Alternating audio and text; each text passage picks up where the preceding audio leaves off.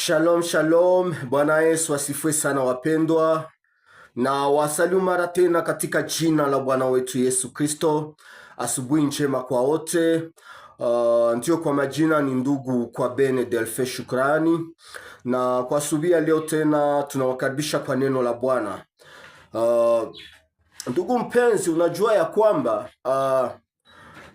uko jinsi neno la Bwana linavyosema huko. Bwana Yesu asifiwe sana. Uko jinsi neno la Bwana linasema wewe uko, na inawezekana unapoitazama maisha yako iko tofauti na jinsi neno la Bwana linavyosema wewe uko, lakini wewe usiogope, kwa sababu ile ndiyo mapenzi ya Mungu. Hata kama unaona tofauti, mpango wa Mungu ni kwamba uishi sawasawa na jinsi neno lake linavyosema wewe uko. Bwana Yesu asifiwe sana. Na Bwana anakuwa na lengo juu ya maisha yako tena kwa asubuhi ya leo, na ninaamini kwamba kunakuwa kile ambacho Roho Mtakatifu atatuzungumza tena kwa asubuhi ya leo. Tutaenda kusoma maandiko matakatifu katika kitabu cha Warumi. Warumi sura yake ni ya 8 mstari wake wa 27. Maandiko matakatifu inasema hivi: na yeye aichunguzaye mioyo aijua nia ya Roho ilivyo, kwa kuwa waombea watakatifu kama apendavyo Mungu. Bwana Yesu asifiwe sana. Aombea watakatifu. Hapa maandiko matakatifu iko natuonyesha jinsi Roho wa Bwana anaijua roho zetu, anatuombeaka, anaijua roho ya Mungu, maana naye ni Mungu. Anatuombeaka sawa sawa na mapenzi ya Mungu, anatuombeaka wanani? Sisi watakatifu. Hiyo ni jambo la kwanza. Ndugu mpenzi, wewe ni mtakatifu. Uko mtakatifu katika Yesu Kristo. Tuko watakatifu ndani ya Yesu Kristo, na ile jambo unapashwa kulijua ya kwamba wewe ni mtakatifu katika Yesu Kristo. Sijue maneno mengine walikuambiaka, lakini ujue tangu leo ya kwamba wewe ni mtakatifu ndani ya Yesu Kristo. Na utakapotambua hiyo identite yako, utajua jinsi utaenda katika dunia hii ya uchafu. Utakapojua ya kwamba Bwana alijuaka kukuvalisha vazi nyeupe kupitia sadaka yake ya msalabani, na akakufa na akafufuka, utajua jinsi ya kutembea. Mtu ambaye anajua kwamba anakuwa na mavazi nyeupe hawezi akapitapita katika njia za uchafu jinsi anavyotaka. Wewe ni mtakatifu, na hiyo ndiyo maandiko matakatifu inasema kwa ajili yako. Na kama leo unajiangalia, unaona ule utakatifu wa Bwana hauko juu ya maisha yako, ujue ya kwamba wewe ni mtakatifu, na kunakuwa uwezo wa neno la Bwana kwa asubuhi ya leo ambao itakurudisha katika mstari wako ya utakatifu. Kama ulijuaka derae, leo kunakuwa nguvu ambazo zitakurudisha tena katika njia ya Bwana. Katika jina la Yesu Kristo, acha urudi kama jinsi neno la Bwana linavyosema juu ya maisha yako. Wewe mtakatifu, na utakatifu wako umerudia tena katika jina la Yesu Kristo, maana damu ya Yesu itakuosha na kukutakasa. Bwana atakupatia kiu tena ya kumtafuta na kurudi katika njia zake, na hiyo ni katika jina la Bwana wetu Yesu Kristo. Acha tena tusome maandiko matakatifu katika kitabu cha Yohana waraka wa 3 wa Yohana. Tunasoma sura yake ya kwanza, tuko pale kwa mstari wake wa 2. Maandiko matakatifu inasema hivi: mpenzi, naomba ufanikiwe katika mambo yote na kuwa na afya yako kama vile roho yako ifanikiwavyo. Bwana Yesu asifiwe sana. Ufanikiwe katika mambo yote na uwe na afya. Maandiko matakatifu iko natuonyesha hapa ya kwamba sisi ni watu wanaofanikiwa. Bwana Yesu asifiwe.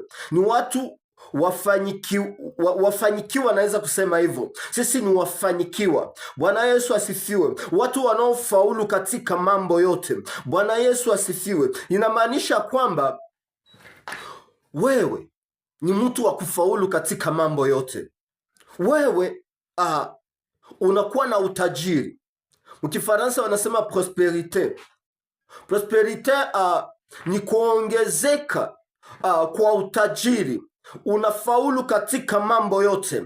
Bwana Yesu asifiwe sana. Maandiko matakatifu ilituambia tena pale, uwe na afya.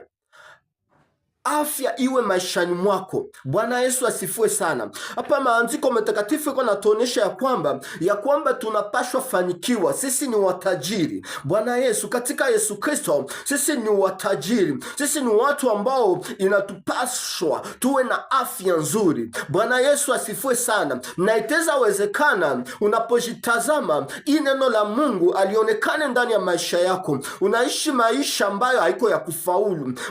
Katika mwili wako kunakuwa magonjwa, lakini Bwana anataka kwamba uishi sawasawa na jinsi neno lake linavyosema. Na ni katika jina la Yesu Kristo kunakuwa nguvu mpya kwa asubuhi leo ambayo itakurudisha sawasawa na jinsi neno la Bwana linavyosema. Wewe uko inabidi ufanikiwe katika mambo yako yote. Inabidi uwe na kazi nzuri. Inabidi kazi yako ifaulu. Inabidi biashara yako ifaulu.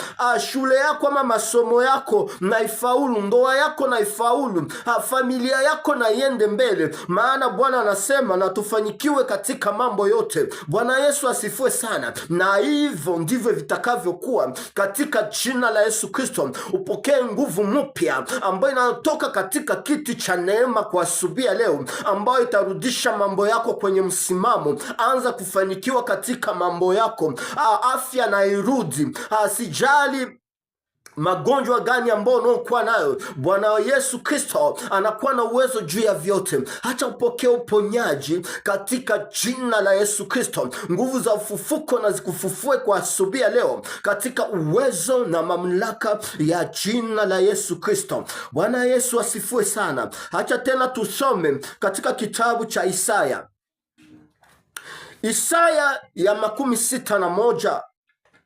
Tunasoma mstari wake wa 9b. Hayo maandiko matakatifu inasema ya kwamba wote wawaonao watakiri ya kuwa wao ni kizazi kilichobarikiwa na Bwana. Bwana Yesu asifiwe sana. Sisi ni vizazi ambavyo vilivyobarikiwa na Bwana. Wewe ni kizazi ambacho kilichobarikiwa na Bwana. Wewe ni mbarikiwa katika jina la Yesu Kristo. Bwana Yesu asifiwe. Sisi ni taifa lisiloshindwa. Bwana Yesu asifiwe sana. Sisi ni taifa ambalo lisilolainiwa. Sisi ni wabarikiwa na Bwana. Na kama katika maisha yetu, kama katika maisha yako unaona ya kwamba kunakuwa vitu ambavyo haviendani na neno la Bwana juu ya maisha yako, asubuhi leo Bwana akutembelee. Asubuhi leo Bwana akutendee yaliyo mema. Asubuhi leo Bwana akuoneshe baraka zake tena. Milango na ifunguke katika jina la Yesu. Bwana na aende mbele zako na afanye njia mahali ambapo hakuna njia. Uione ishara za Mungu tena ndani ya maisha yako. Bwana Yesu asifiwe sana. Sisi ni taifa ambalo lisilolainiwa. Na kumbuka maandiko matakatifu kusoma katika kitabu cha Hesabu ya 23 mstari wake wa 8. Hapo kuna kwa hizo habari za Balaki. Akamwambia Balamu ailaani taifa la Bwana. Na Balamu akasema, vipi nitaweza kulaani taifa ambao Bwana akulaania? Ndugu mpenzi, mimi na wewe tuko wabarikiwa. Wewe ni mbarikiwa. Hata kama unajitazama unaona kwamba ndani ya maisha yako hakuna baraka, lakini ujue ya kwamba hata hiyo pumzi ya uhai tu ni baraka. Kunakuwa tumaini, maana ukingali katika maisha kunakuwa tumaini, na Bwana atakutendea yaliyo mema. Bwana Yesu asifiwe sana. Kwa asubuhi leo nakuwa nasema na mtu fulani ambaye Bwana anaenda kumtembelea na kumtendea kutendea yaliyo mema. Pokea yaliyo mema inayotoka kwenye kiti cha neema chake Mungu kwa subia leo katika jina la Yesu Kristo. Ndugu mpenzi, ila sitamaliza kusema ya kwamba kama hujawahi kumpokea Yesu kuwa Bwana na Mwokozi wako, leo ni siku yako. Maandiko matakatifu inasema ya kwamba ukisikia sauti ya Bwana leo usifanye moyo wako mgumu, acha umpokee Yesu Kristo ili uwe na maisha ya milele ndani mwako. Na kama unahitaji kwamba umpokee Bwana Yesu kuwa Bwana na Mwokozi wako, utaomba ombi fupi ukisema: Baba, mimi mwenye dhambi ninakuja mbele zako, ninashindwa. Nahitaji kwamba nikupokee uwe Bwana na Mwokozi wangu, uitawale maisha yangu, unioshe kwa damu yako Yesu Kristo, niwe wako leo na hata milele, katika jina la Yesu Kristo. Amen. Naamini ya kwamba ukiomba ombi fupi maisha yako itabadilika, nao utakuwa mtoto wa Mungu. Yesu Kristo atafaa makao yake ndani mwako kupitia Roho wake Mtakatifu. Basi wapendwa, acha neno fupi tubariki katika jina la Bwana wetu Yesu Kristo. Amen.